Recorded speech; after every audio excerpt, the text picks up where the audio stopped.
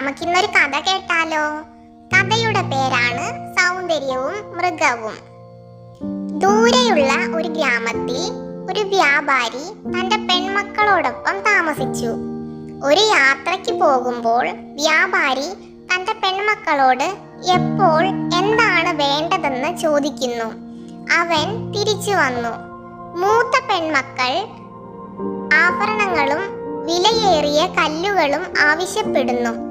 ഇളയ മകൾ ബെല്ലെ അദ്ദേഹത്തോടെ സുരക്ഷിതമായി തിരികെ കൊണ്ടുവരാൻ ആവശ്യപ്പെടുന്നു.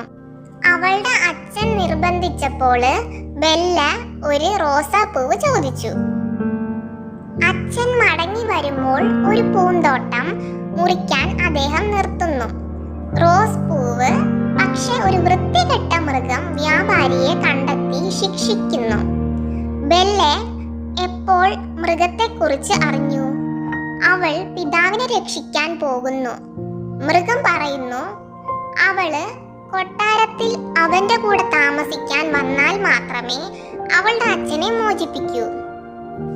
ബെല്ലെ സമ്മതിക്കുകയും തന്റെ കൊട്ടാരത്തിൽ മൃഗത്തോടൊപ്പം ചേരുകയും ചെയ്യുന്നു.